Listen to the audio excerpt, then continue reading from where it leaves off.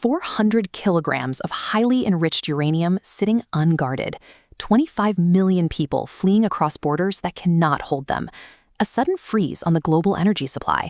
This is the baseline reality of what happens if the Iranian government actually collapses. Despite the sheer scale of that chaos, leadership in both the United States and Israel are quietly weighing the idea of a civil war in Iran, and in some cases, actively encouraging it. Recent reports indicate that the Central Intelligence Agency, the primary foreign intelligence and counterintelligence service of the U.S. federal government, has been supplying arms to Kurdish separatist militias operating inside Iran. Donald Trump escalated this posture even further when he recently posted on Truth Social, threatening to dismantle Iran so thoroughly that it could never function again as a nation. A total collapse isn't happening tomorrow. The current regime has managed to consolidate its power through the ongoing conflict, creating a temporary rally-around-the-flag effect. This is a political phenomenon where citizens temporarily increase their support for their government during an international crisis. Plus, the Kurdish militias, the most well-armed separatist group in the region, recently declined American and Israeli requests to rise up, largely fearing Turkish intervention. But looking into the medium term, the picture changes. If sustained decapitation strikes, military attacks aimed specifically at removing a country's leadership, along with targeted attacks on critical infrastructure continue, the state's grip will weaken.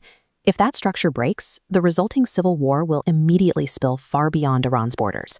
To understand the scale of that regional spillover, we have to look at Syria. The Syrian civil war lasted over a decade and resulted in roughly 650,000 deaths, half of them civilians. The collapse of state control there created a massive power vacuum. This gave transnational terror networks like ISIS the territory they needed to organize and expand. The conflict forced 6 million people to flee their homes entirely. That mass displacement created a migration crisis that heavily strained the European Union and rewired local politics across the continent. Compared to pre-war Syria's 22 million people, modern-day Iran has a population of 92 million. An Iranian collapse yields an estimated 25 million refugees.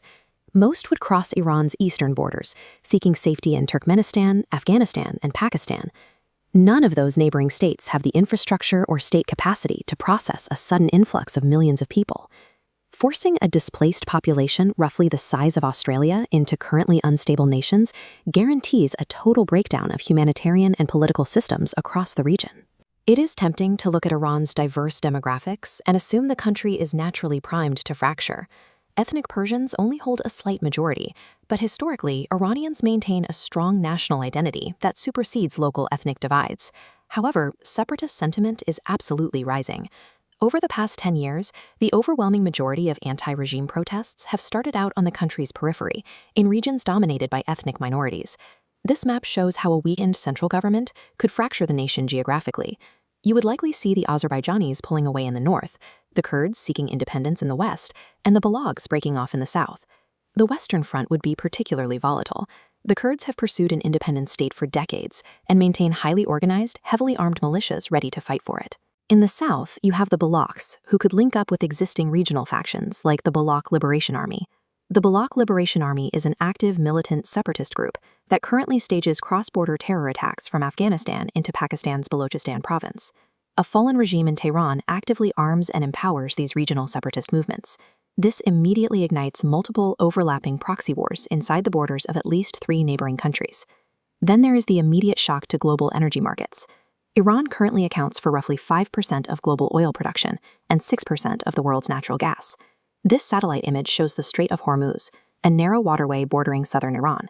Around 20% of all oil consumed globally passes right through this specific physical bottleneck. If the Iranian state fractures, its naval authority disappears with it.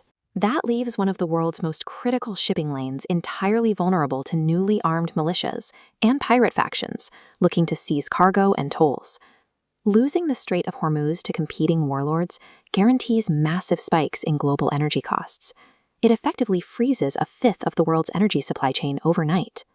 Iran's research facilities currently hold an estimated 400 kilograms of highly enriched uranium.